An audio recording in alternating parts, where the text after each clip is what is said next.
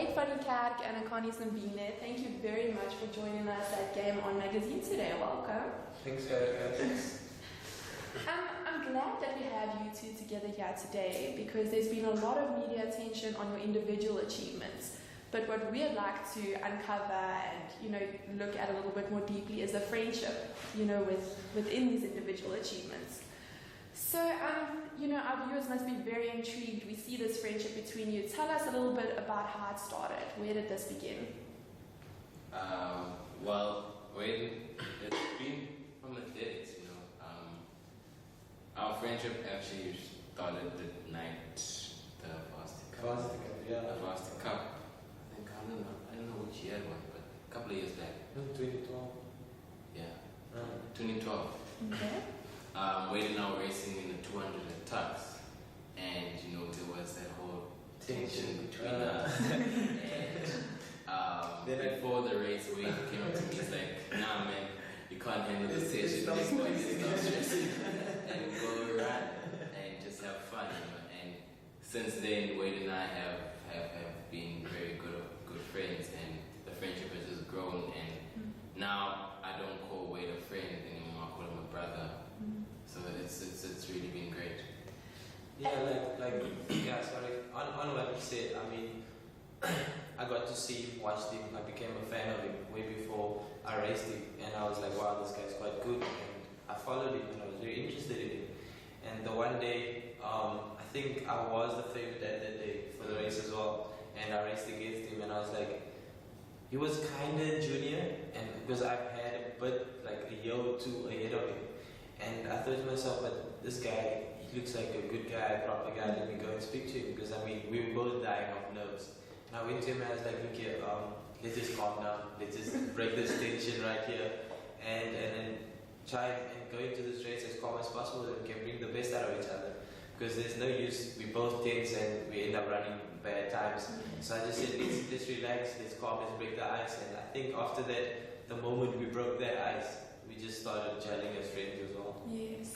And to have this brotherhood that you speak of, I mean, it's not every day somebody gets to have someone so close to them that's pursuing the same kind of dream, and understands what the other one is going through. So how do you feed off that, through your weak moments and your victories, having someone who understands? How does that benefit your passion? Well, yeah, like you said, we feed off each other. So that's what keeps us strong. I mean, we have the same dreams, same goals, same everything literally. We probably started the same music and style as well. Wear the same shirts. Yeah. There was one day where he was in Johannesburg and I was in Bloom, and I posted something and it's like, send me a picture of what you just wore now. And it's like, look here, and he was wearing exactly the same clothes as what I was the same day, and we were like in two different. So I think that's what makes us click now and then, just the relationship we have with one another, and we put the pride aside. It has nothing to do with pride, because at this moment we're trying to get the best out of each other. So there's no use me showing pride towards him. I need to show him my vulnerable side for him to give me concrete advice as well. So I think that's also one thing where we've learned to open up to one another. So I know I can trust him, and I hope he can feel the same way he trusts me as well. That trust. Like, there's been a lot of attention on what you've achieved lately, your sub 10, your subs in all three of those divisions. But is there something that you saw in Wayde's career, or you've seen in Akani's career recently, that inspired you? My nine. Well, for me, I was like, since Wayde, actually since I had known Wayde, I was like, okay, this guy is good. He's really good, and I aspired to be like him.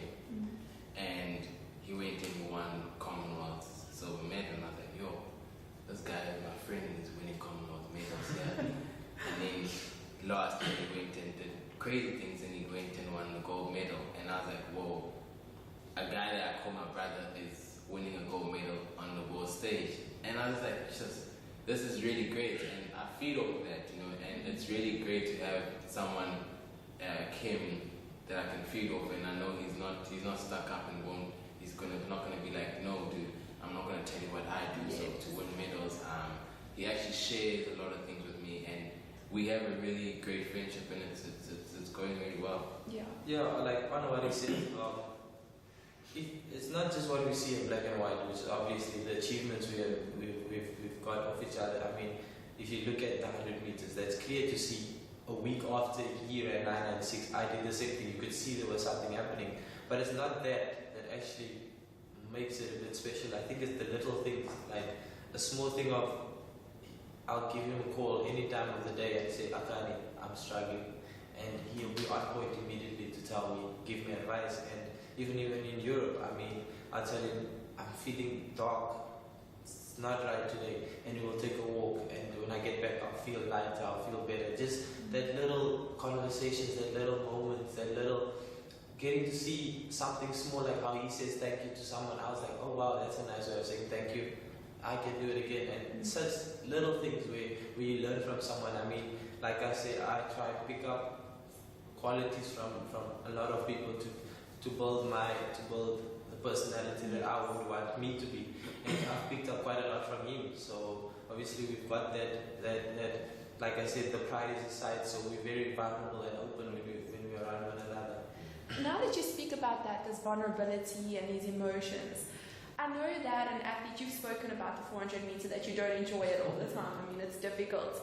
So you have this physicality, you've got the physical boundaries of your body. When you're running, your body tells you, stop, it wants to stop. Then you've got the mental capacity that your mind will tell you, keep going, keep going. But even when that fails you, like to achieve what you guys have achieved, there must be something deeper. There must be this heart of the athlete, that obviously you two feed off that passion. So tell me a little bit about that. What is it that separates you from the next person when your mental and physical boundaries are before you? I wouldn't say it separates us, because I feel we all can draw to Him. I feel God is what keeps me together with that. There's days where I have questions like, how do I still go on? Yeah. How do I do it? I'm sure you feel the same way. How is it that I can still achieve so much? I've wrote down in my diary before my brother laughed at me when I ran the 44.3.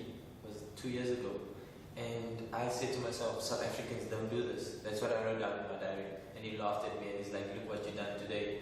So such type of things, it's not in my control. I leave it all in God's hands, and I feel that's what takes us to the next level as athletes, and not just as Wayde, but as let's say Christianity as a whole. I feel God can take us all to the next level.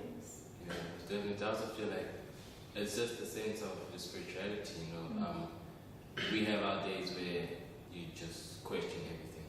You think, okay, maybe I'm not good enough, or maybe I'm just not up for this, and you just figure out that, hey man, I'm just going to do this and then I'll see what happens.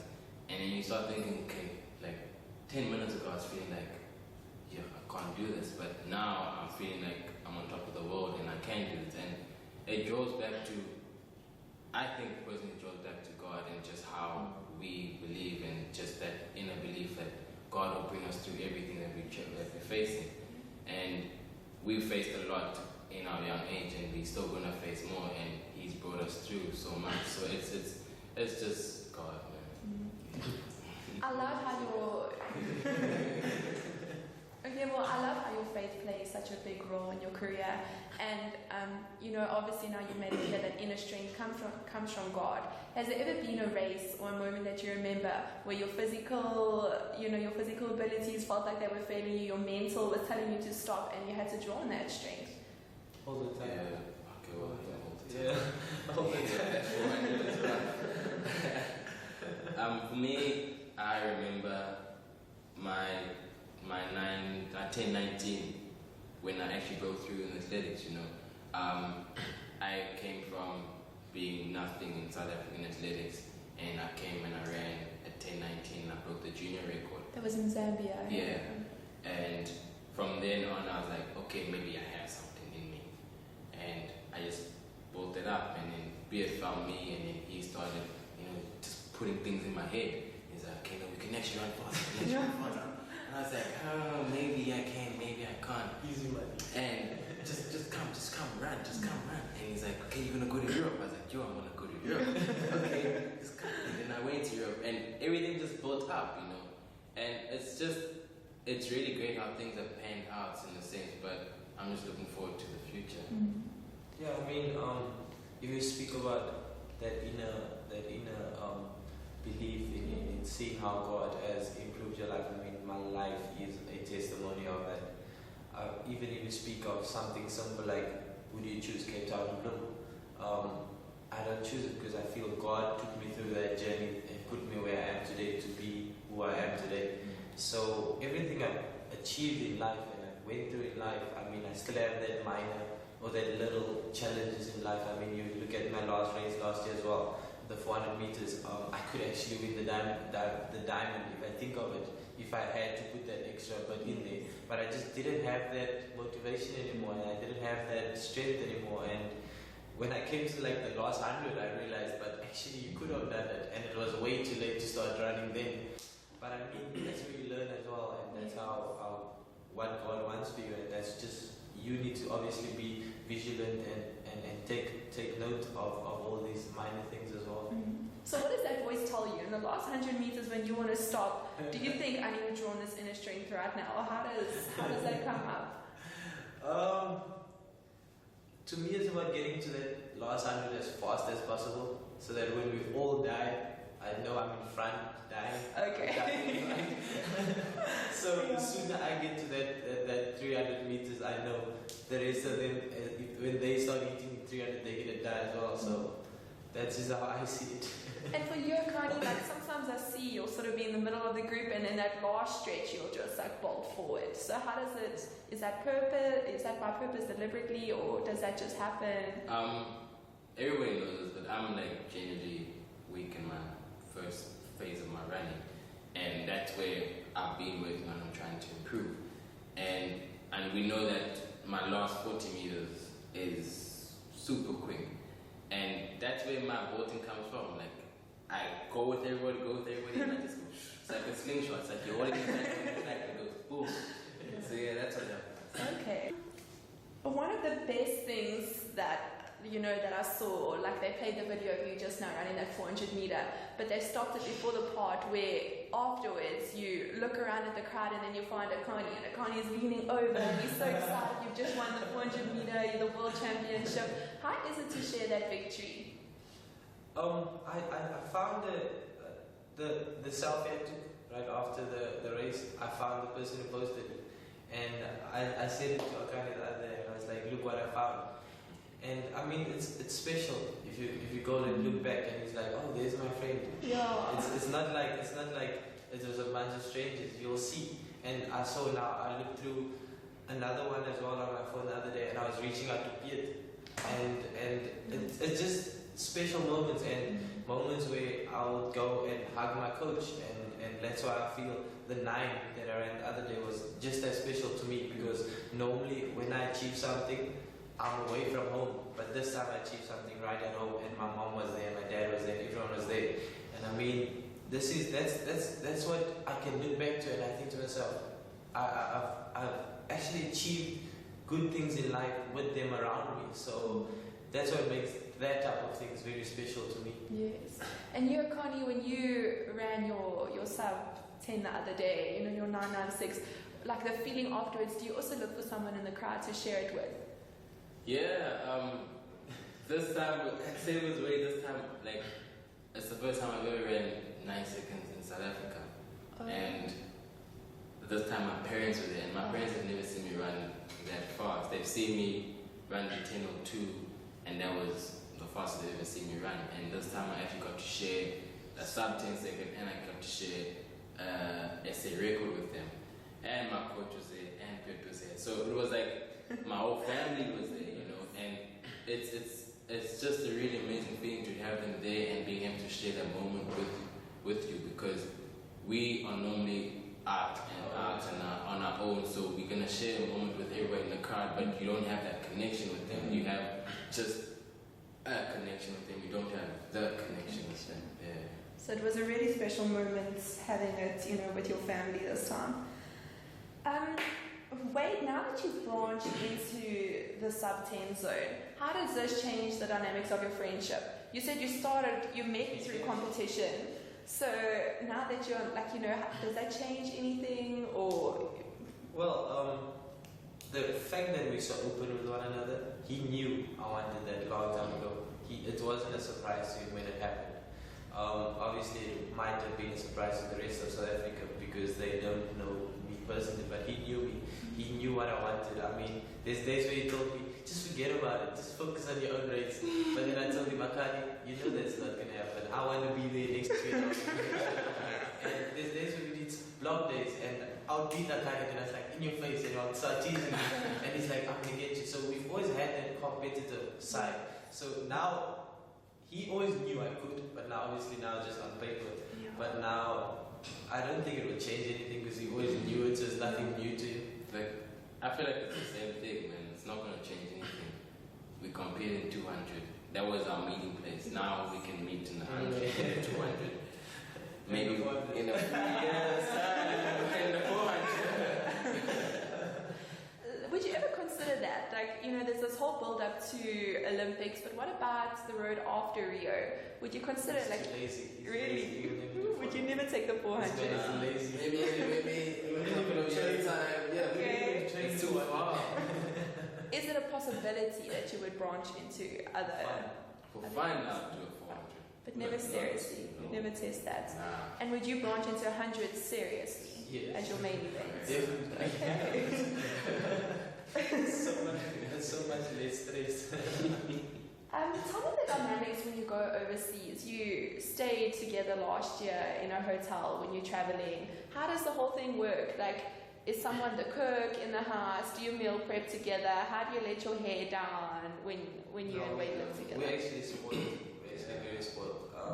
We get our meals, we get our track is sorted, shop is around the corner, everything is like right there. So I think that's where we give credit to obviously our agent for seeking that place for us, and then obviously the people of Italy, Gemona itself. I mean, they make us feel like we're at home. Yes. It's not like we're away. So we just get ourselves, arrange ourselves a game.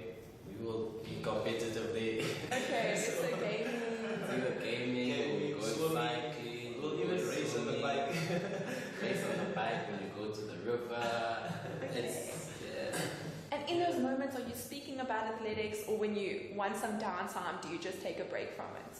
we don't speak about athletics that much. Like, we really talk about other stuff, like whatever's happening in our lives. In front of people. Like, we make fun of people, we complain about the people driving. It's just whatever happens. We just become normal people. We aren't athletes, Yes. and that's one way that we get away from athletics. Yeah, which helps us. I think it's something that you could say is a strength because you can switch on like that. It's Okay. like we don't really dwell on it too long. I Okay. think the same with our achievements as well. We don't get hooked onto achievement of yesterday. We move on to the next one as soon as possible. So Because I can imagine if you switched on all the time, the pressure and the goals You'll can get tired. break you. you'll be Yeah. tired. Get tired. So when do you switch on? How close before the race starts do you switch on? Is it sort of a few Warm up. days or on the day? I switch on warm up. I switch So on. when you go to the track, Okay. on the bus, I switch on the bus, like, get onto the bus, then I'm like, okay, it's No, time. it's about Because athletics. I think you know, if he speaks athletics to me, I'll be upset because immediately I'll start feeling nervous and I'll Yeah. start feeling sick. So I think we've had that moment before where we spoke athletics once and we both just got so worked up and nervous and we were so upset with one another because we spoke about it. But I mean, we've learned from that Yeah. and it made us see a better approach. But we can switch over very easily, very, very easily. And the kind of training, I mean, obviously you have to be very focused in your training leading up to Olympics. Is your training sessions just to keep your fitness up, or when you train, is it to test the physical barrier of your body and try and push past that every time? Well, right now at this moment, it's to just push your body.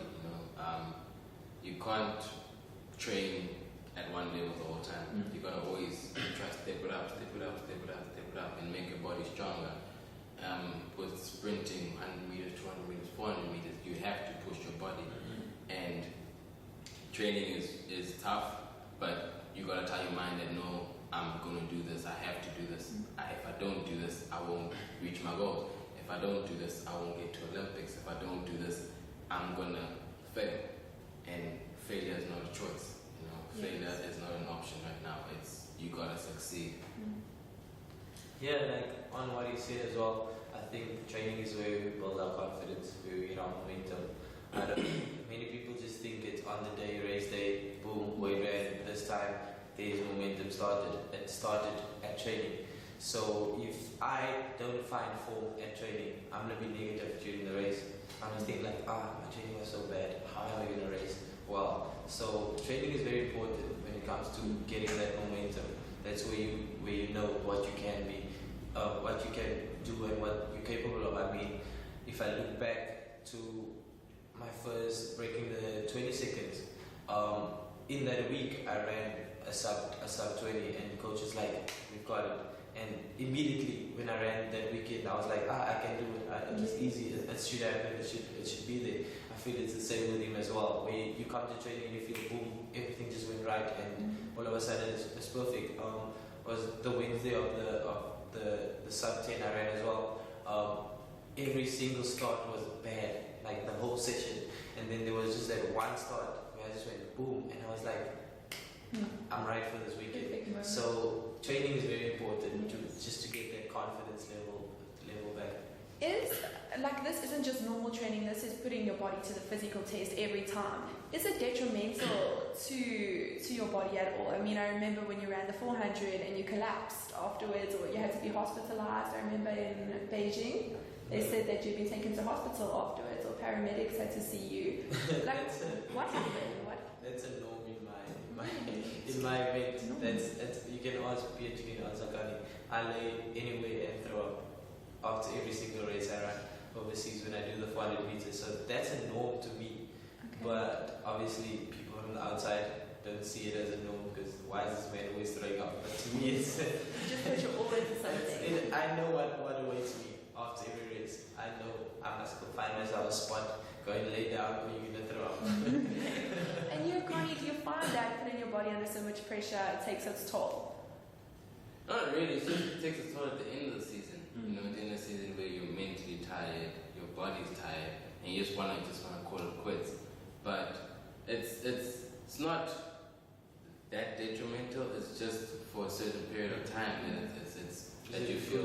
Yeah. Like the first time we went to Europe, we were like a month and we were homesick and we were tired and we had to go. The next one, 2 months. The next one, like, so it gets better. Yeah. Like, it was the longest time we ever spent in Europe, and we got to push to like just after Olympics, just after World Champs, and we were like, okay, now we can go.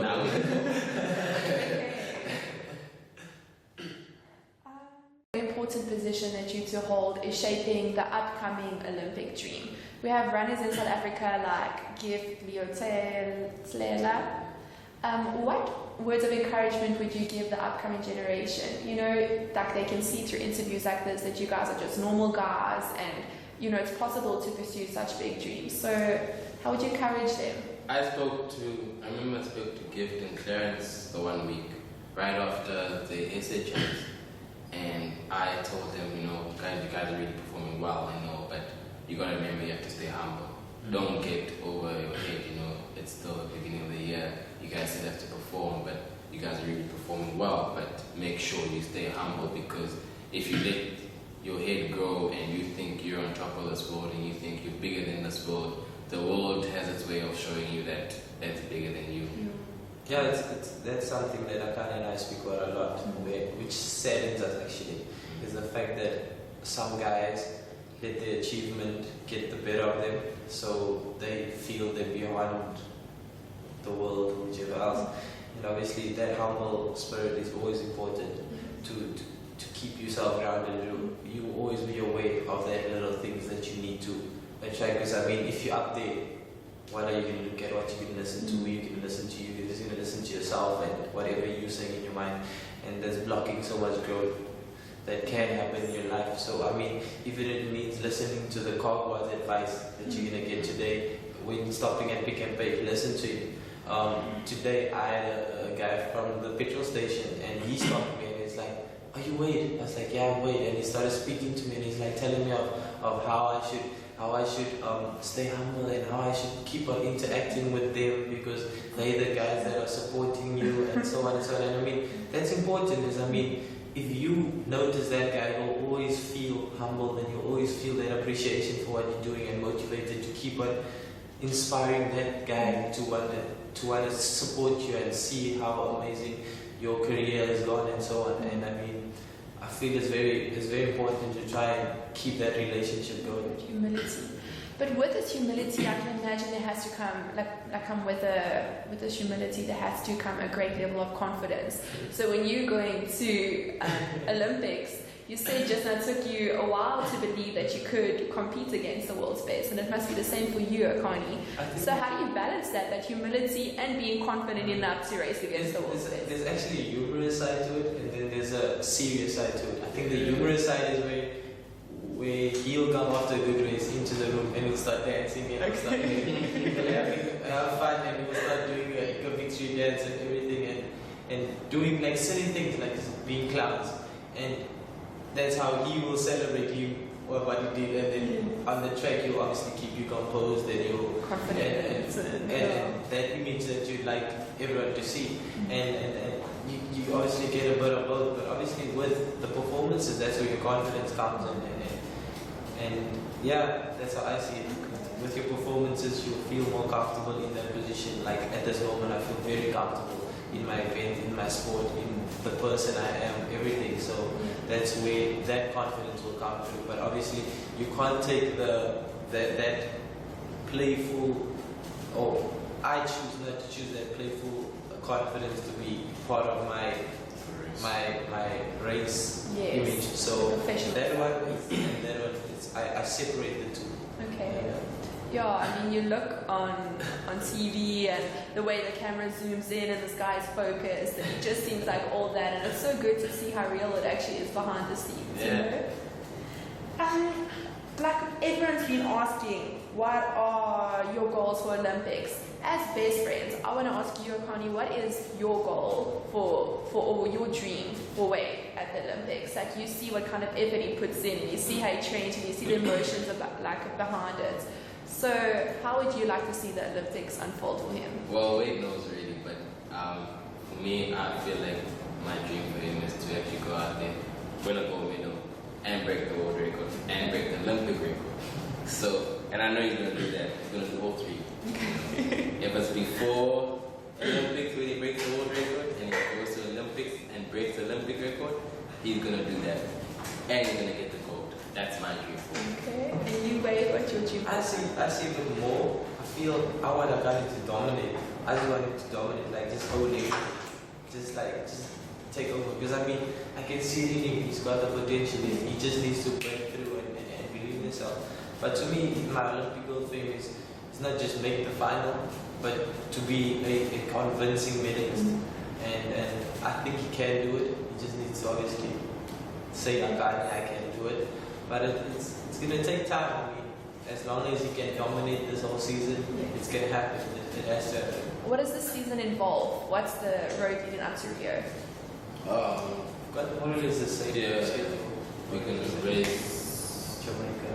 Now it's Rome, and then go to Jamaica, Boston, African champs, and then back to Europe. Monaco and then Olympics. Okay. And after that, we'll decide. Well, ending off this interview, I mean, just sitting here, it must be so surreal, like the opportunity that you've been given, and you know, even speaking about going to compete in the Olympics. So I bet beyond just the sponsors, you know, and the media, there must be support structures that have carried you to this place. So maybe if you'd like to take this opportunity to thank anyone specific that is, you know, comes to mind that has carried you to the place that you're in. Okay, well, I'd like to thank my parents, be it my manager, my friends, Wayde, Adidas, HPC, and PBM, you know, for helping me, you know, achieve what I've achieved so far. And the people. But yeah, those are people that have been like, that have seen my potential and they've invested in my potential. And I'd like to say thank you to them, because without them I wouldn't be where I am today. Now, first of all, obviously my friends and family. I wouldn't obviously pinpoint each and every one of them, but I mean, just as a whole, just knowing that I can bring that togetherness within my family. Just knowing that when I go on my walks, my mom will be speaking to my dad, and my dad will be speaking to my aunt, and everyone will just be interacting amongst one another is something that's very special to me. It's not I don't think it's a secret anymore that my mom and my dad was divorced when I was at a young age, and just knowing that I brought the whole family together is something that's very special to me and something that motivates me as well. And another thank obviously to my sponsors, the people that obviously saw potential in me, people that's going to see potential in me, people that believe in my potential. I mean, even that, like I said earlier as well, that little guy or that car guard or that whichever else, I'm just very grateful for everyone who plays a role in my life, and everyone that's willing to support me and something that humbles me as an athlete. Well, we wish you all the best for the Olympics, and just from Game On Magazine, we're not just proud of the way you uphold sprinting, it's the way you uphold humility and virtues, and that's really something special to see. Oh yeah, and yeah.